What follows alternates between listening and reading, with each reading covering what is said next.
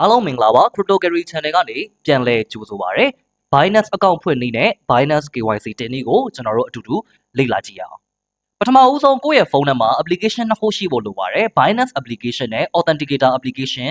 ဖြစ်ပါတယ်ဒီ application နှစ်ခုရဲ့ link တွေကိုလည်းကျွန်တော် video description မှာထည့်ပေးထားပါမယ်ဒီ application နှစ်ခုရှိပြီဆိုရင်ကိုယ့်ရဲ့ဖုန်းထဲမှာရှိတဲ့ web browser ကိုသွားပါ web browser ကိုသွားပြီးသွားရင်ဒီ link ကို copy ကူးပြီးတော့ browser မှာ paste လုပ်ပါဒီ link ကတစ်ဆင့် Binance account ဖွင့်နေဆိုရင် Binance မှာ crypto တစ်ခါ trade တိုင်းမှာ discount ရရှိမှာဖြစ်ပါတယ်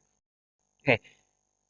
browser မှာဖွင့်ပြီးသွားရင် sign up with email or phone ဆိုတာကိုနှိပ်ပါရောက်လာရင်ကိုသုံးချင်တဲ့ကိုယ့်ရဲ့ email address ကိုထည့်ပါထည့်ပြီးတော့ next ကိုနှိပ်ပါပြီးရင်ကိုယ့်ရဲ့ email address တွေကိုကုတ်6လုံးပို့ပါလိမ့်မယ်ဒီကုတ်6လုံးကိုဖြည့်ပါဖြည့်ပြီးတော့ရင်ကိုက password ပေးရပါမယ် password ပေးတဲ့နေရာမှာ password ကအနည်းဆုံး10လုံးရှိရမယ်ကဏ္ဍတစ်ခုပါရမယ်ပြီးတော့စလုံးအကြီးတစ်ခုပါရမယ် example အနေနဲ့ Bitcoin 100 100k ဒီ password မှာဆိုရင်စလုံးအကြီး Bitcoin ပါတယ်ကဏ္ဍ100ပါတယ်စကလုံး10လုံးကျော်တယ်ဒါဆို password ကအဆင်ပြေတယ် password ပေးပြီးသွားပြီဆိုရင်ကျွန်တော်တို့ဒီနေရာကိုရောက်ပါလိမ့်မယ် referral ID မှာ VTV ဆိုတဲ့ကုတ်ကိုမြင်ရင်တော့ discount ရမှာဖြစ်ပါတယ် next နဲ့သွားပါသွားပြီးသွားရင်ကျွန်တော်တို့ account ရပါပြီဒါပေမဲ့ KYC လုပ်ရပါမယ် KYC လုပ်တဲ့အဆင့်ကိုကျွန်တော်တို့ Binance ရဲ့ application ထဲမှာလုပ်ကြပါမယ်အဲ့တော့ကိုက Binance ရဲ့ app ထဲကိုကျွန်တော်တို့ဝင်ပြီးသွားရင် Crypto Novice ဆိုတာကိုရွေးပေးပါရွေးပေးပြီးရင်ခွင့်ထားခဲ့တဲ့ account ကို login ကျွန်တော်တို့ပြန်ဝင်ရပါမယ်ဒါကြောင့်မလို့ကျွန်တော်တို့ login ကိုရွေးပြီးတော့သွားပါသွားပြီးသွားရင်ကိုကုနာတုံးခဲ့တဲ့ email address ကိုပြန်ဖြည့် next ကိုနှိပ်ပြီးတော့ကိုကုနာပေးခဲ့တဲ့ password ကိုပြန်ပေးnext ကိုနှိပ်ပါဒါဆိုရင် Binance account ကိုရောက်သွားပါပြီ Binance account လုံခြုံမှုအတွက်ကျွန်တော်တို့ Authenticator app နဲ့ Binance နဲ့ချိတ်ပေးရပါ Okay အဲ့တော့ကျွန်တော်တို့ Authenticator app နဲ့သွားပြီးတော့ချိတ်ကြည့်အောင်အဲ့တော့ Authenticator app ကိုကျွန်တော်တို့ဖွင့်လိုက်မယ်ဖွင့်ပြီးသွားရင်ကျွန်တော်တို့ကဒီကနေပြီးတော့ Authenticator app ကိုနှိပ်ပြီးတော့ continue နှိပ်လိုက်တဲ့ချိန်ကျရင်ကျွန်တော်တို့ဒီလိုမျိုးဒီနေရာကိုတွေ့ပါလိမ့်မယ်ဒီမှာကျွန်တော်တို့ QR code လေးရှိတယ်ဒီကောင်ကို copy ဆိုတဲ့ခလုတ်လေးကိုနှိပ်ခဲ့ပါ copy နှိပ်ပြီးသွားရင် Authenticator app ကိုကျွန်တော်တို့ပြန်ပြီးတော့သွားမယ်သွားပြီးရင် Authenticator app ထဲမှာ enter setup key ဆိုတာရှိပါတယ်ဒါကိုနှိပ်ပြီးရင်ဘာပေးရမလဲဆိုတော့ account နာမည်ပေးရမယ် Binance လို့ပေးခဲ့ပါပြီးတော့ကိုကူးခဲ့တဲ့ဒီကုတ်ကိုဒီ key ဆိုတဲ့နေရာမှာ paste လုပ်ပေးပါ paste လုပ်ပေးပြီးရင်ဘာတွေ့ရမလဲဆိုတော့ Binance ဆိုတဲ့ account နာမည်နဲ့ကုတ်6လုံးကိုတွေ့ရပါလိမ့်မယ်ဒီကုတ်6လုံးကို copy ကူးခဲ့ပါ copy ကူးခဲ့ပြီးတော့ Binance မှာပြန်ထည့်ပါ submit ပြန်နှိပ်ပါဒါဆိုရင်ကိုယ့်ရဲ့ Binance account က two step factor ခံထားပြီးသားဖြစ်ပါလိမ့်မယ်ကဲဒါဆိုအခု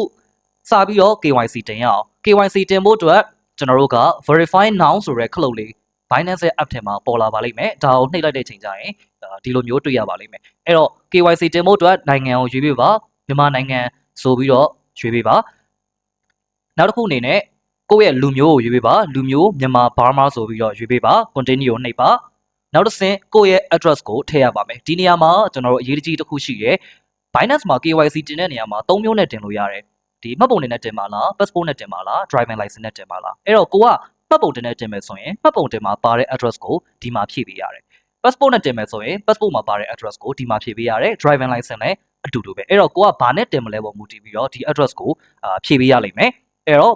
့မှတ်ပုံတင်နဲ့ဆိုရင်မှတ်ပုံတင်မှာပါတဲ့ address ကိုဒီမှာဖြည့်ပါပြီးတော့သူက postal code ကိုတောင်းတယ် postal code ကကိုနေတဲ့မြို့နယ်ကို Google မှာရိုက်ရှာလို့ရပါတယ်ဥပမာကိုကလှိုင်မှာနေရဆိုရင်လှိုင်တောင်းရှစ် zip code ဆိုပြီးတော့ရိုက်ချလိုက်ရင် zip code ကြလာလိမ့်မယ်ဒီ zip code ကိုဒီမှာထည့်လို့ရပါတယ်ပြီးတော့ကိုယ့်ရဲ့မြို့ကိုရွေးပေးပါပြီးရင် continue ကိုသွားပါသွားပြီးသွားရင်နောက်တစ်ဆင့်ဖြစ်တဲ့ KYC တင်ဖို့အတွက်စာရွက်စာတမ်းတွေပို့ပေးရတော့မယ်ရှေ့ကပြောခဲ့တဲ့အတိုင်းပဲကို့မှာ choice 3ခုရှိတယ်မှတ်ပုံတင်နဲ့တင်ပါလား driving license နဲ့တင်ပါလား passport နဲ့တင်ပါလားကိုတင်မဲ့ကတ်ကိုဒီမှာရွေးပေးပြီးတော့ continue ကိုနှိပ်ပေးပါနှိပ်ပေးပြီးသွားရင်ကိုယ့်ရဲ့ date of birth ကိုတောင်းပါတယ်ကိုယ့်ရဲ့မွေးနေ့ပေါ့နော်ကိုယ့်ရဲ့မွေးနေ့ကလည်းခုနအတိုင်းပဲကိုယ့်ရဲ့ကိုတင်လိုက်တဲ့စာရွက်မှာပါမယ်မွေးနေ့ကိုရေးပေးပါတချို့ကျတော့အပြင်ကတကယ်မွေးနေ့နဲ့မှတ်ပုံတင်နဲ့မွေးနေ့နဲ့မတူဘူးဖြစ်နေတယ်အဲ့တော့ကိုကမှတ်ပုံတင်နဲ့တင်မယ်ဆိုရင်မှတ်ပုံတင်နဲ့မွေးနေ့ကိုပဲဒီမှာထည့်ပေးပါ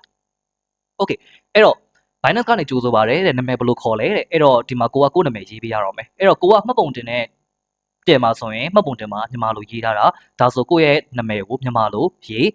passport ဒါမှမဟုတ် driving license နဲ့တင်မယ်ဆိုရင်တော့ကိုယ့်ရဲ့နာမည်ကိုအင်္ဂလိပ်လိုရေးလို့ရပါတယ်first name middle name last name ဆိုပြီးတော့နာမည်3လုံးရှိတယ်နာမည်3လုံးရှိတဲ့သူတွေကတော့တစ်လုံးချင်းစီဖြည့်သွားအောင်မယ်နာမည်နှလုံးနဲ့ရှိတဲ့သူတွေဆိုရင်ကျွန်တော် first name နဲ့ last name ပဲဖြည့်ပြီးတော့ middle name ကိုအလွတ်ထားခဲ့လို့ရပါတယ်ကဲ continue ကိုကျွန်တော်တို့သွားမယ်အဲ့တော့အမှကျွန်တော်တို့ဖုန်းနဲ့ကိုယ့်ရဲ့ documentation ရိုက်ရတော့မယ်အဲ့တော့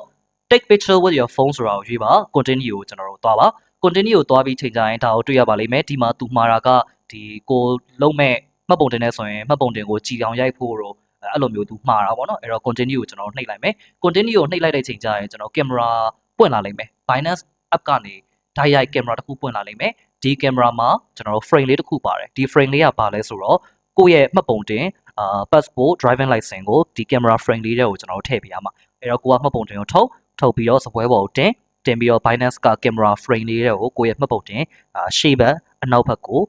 scan ဖတ်လိုက်ဒါဆိုရင် Binance ကအလိုလိုဓာတ်ပုံရိုက်ပြီးသားဖြစ်သွားပါလိမ့်မယ်ဒါဆိုဒီနှစ်ခုလုံးပြီးသွားပြီဥပမာမှတ်ပုံတင်ဆိုရင်ရှေ့ဘက်နောက်ဘက်နှစ်ခုလုံးပြီးသွားပြီ passport ဆိုလဲ passport first page driving license ဆိုလဲ driving license ရှေ့ဘက်ဒါတွေကိုတင်ပြီးသွားပြီဆိုရင်ကျွန်တော်တို့ကဒီ liveness check ဆိုတာကိုလုပ်ပေးရပါတယ် liveness check ကကြတော့ကိုယ့်ရဲ့ facial data မျက်နှာကိုBinance ကိုပေးရပါတယ်အဲ့တော့ liveness check မှာ continue ကိုနှိပ်လိုက်ရင်ကျွန်တော်တို့ camera frame လေးပေါ်လာလိမ့်မယ်ဒီ camera frame လေးကအဝိုင်းလေးကိုယ့်ရဲ့မျက်နှာကိုဒီ frame အဝိုင်းလေးထဲမှာတစ်ချက်ထည့်ပြီးတော့ Binance app ကနေပဲပြောလိုက်မယ်မျက်နှာကိုဘေးဘက်စောင်းလိုက်ပါတော့ဟိုဘက်လှည့်လိုက်ပါတော့သူတို့ပြောတဲ့အတိုင်းမျက်နှာကိုစောင်းဘေးဘက်လှည့်ပြီးသွားပြီးတော့အဆင်ပြေတယ်ဆိုရင်ကျွန်တော်တို့ liveness check okay ပါပြီကဲအဲ့တော့ရှေ့မှာကျွန်တော်တို့ passport driving license မှတ်ပုံတင်ဒါနဲ့လည်းတင်ခဲ့ပြီးသွားပြီ liveness check လည်းလုပ်ခဲ့ပြီးသွားပြီဒါဆိုရင်ကိုယ့်ရဲ့ KYC တင်တာအောင်မြင်ပါပြီအဲ့တော့ KYC တင်တာ approve ကြလားမကြလားကိုသိဖို့အတွက်နောက်ထပ်နိုင်အနည်းငယ်ကျွန်တော်စောင့်ပေးပါစောင့်ပေးပြီးရင်ကိုယ့်ရဲ့ Binance account တွေကိုပြန်ဝင်ပါကိုယ့်ရဲ့ account နာမည်နေရာမှာ verify ဆိုတဲ့စာလေးကိုတွေ့ရင်เนาะကိုယ့်ရဲ့ account မှာ verify ဖြစ်ပါပြီ Binance မှာစပြီးတော့ crypto လဲတာတွေရောင်းတာတွေဝယ်တာတွေစုတာတွေစလုပ်လို့ရပါပြီကဲဒီနေ့ကတော့ Binance account ဖွင့်နေတဲ့ KYC တင်ကြီးကိုပြောပြခဲ့တာဖြစ်ပါတယ်ဒီနေ့ကတော့ဒီလောက်ပါပဲအားလုံးနောက်ရက်တွေမှာပြန်တွေ့ပါမယ်